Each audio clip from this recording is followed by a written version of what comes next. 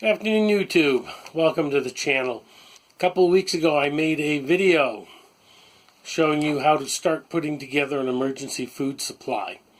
Notice that the emergency food supply did not require you to go out and buy food grade buckets, Mylar bags, oxygen absorbers, large cans of 30-year shelf life food.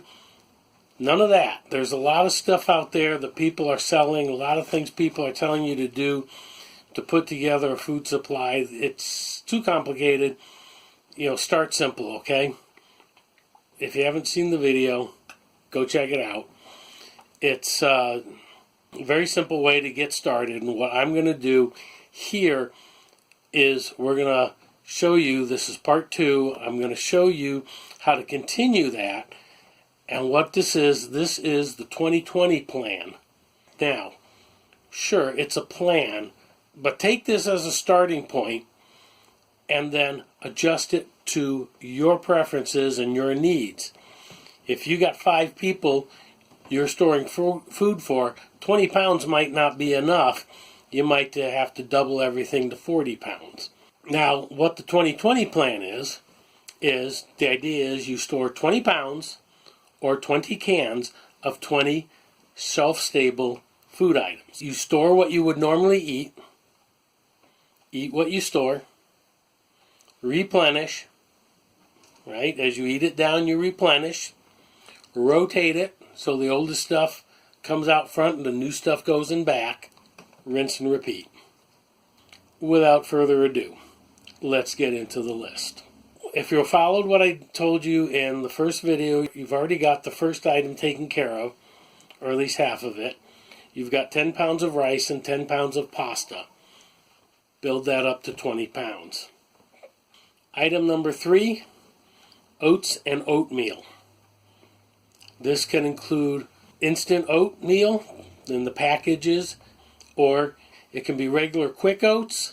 It can also be granola or granola bars. However, understand granola and granola bars, because they have some oil in them, their shelf life is a bit limited, and you should make sure you're rotating them out every 6 months.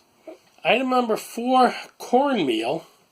Cornmeal makes the difference between bread and having cornbread. Corn contains quite a bit of nutrition that just plain white flour doesn't have, so making corn fritters, cornbread, things like that will help keep you healthy.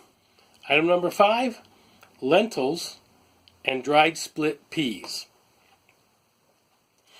These are easier to cook and use less fuel to cook than beans, and they're just as healthy. They're a good source of protein.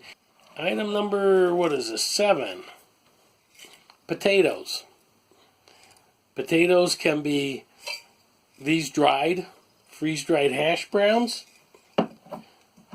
They can be potato flakes that you use to make instant mashed potatoes.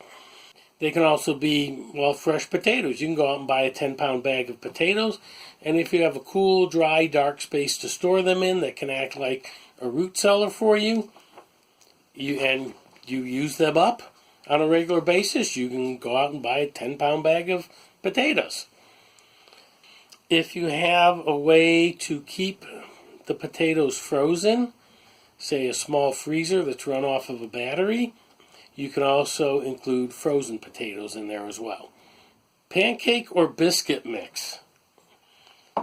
This is the point where a lot of people say flour, but the problem with flour is in order to make anything, you've got to add stuff to it. You usually have to add oil or shortening or other leavening ingredients to it as well.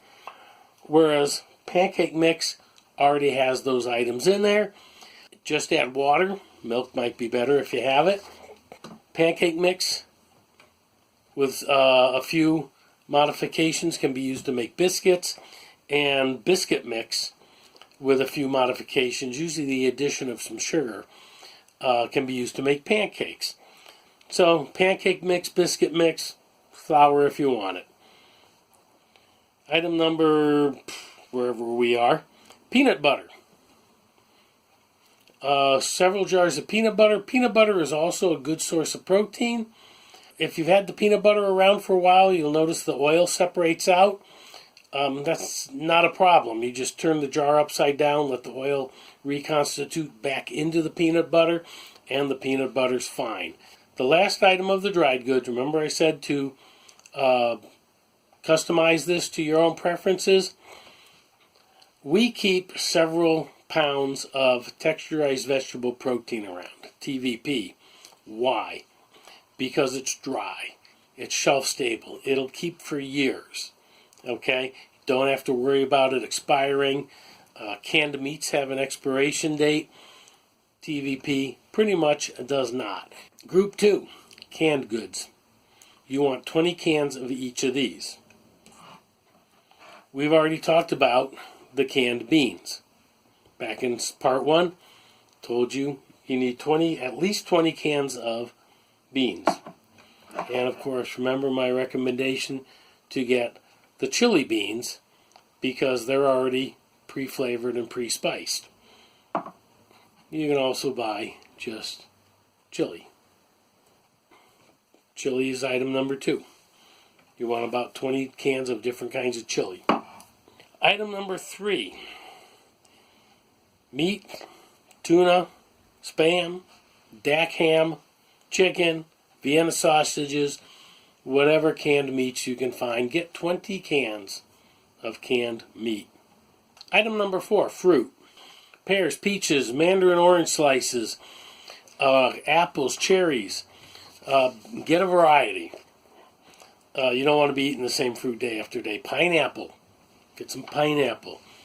Mix it with the pancake mix, and you can make a fruit cobbler. You can make fritters, and it's a nice, comfortable comfort food that you can add to your diet. Don't forget the comfort food in all this. Item number 5, veggies. You want your vegetables. You can buy canned vegetables. That's the whole point of this. Get 20 cans of various vegetables. But you can also get sauerkraut, Chinese stir-fry vegetables as well. And in addition to that, if you have a garden, you can grow fresh vegetables. And the other thing I mentioned with the potatoes, if you have a battery-operated freezer that you can keep running, you can get frozen vegetables as well. Next item, soup and stews. Not just for their value as soup, although soup is a nice comfort food when it's cold and icky. But, as I mentioned before in the first video, soups can be used for sauces, for both the rice and the pasta. The other item is pasta sauce. Now, I mentioned this in the first video as well. If you get pasta sauce. Now, when we talk about collecting 20 cans, we're talking about 15-ounce cans. Pasta sauce comes in larger cans, and it comes in larger than 15-ounce jars. So you may need, 20 jars may be a bit much. Alternately, cans of crushed tomato along with a large jar of Italian spices, or if you have a garden, grow oregano and basil, and you can make your own dried spices. Mix those up with the crushed tomatoes. You've made your own spaghetti sauce, okay? So, a couple ideas on the pasta sauce.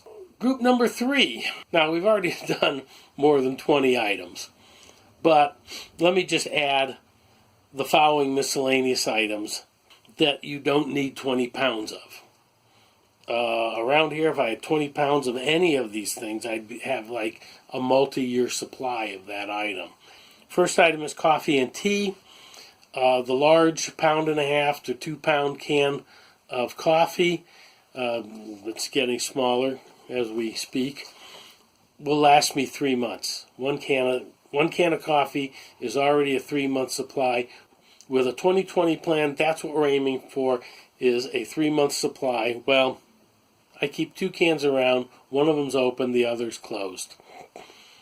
Coffee creamer, or just learn to drink your coffee black.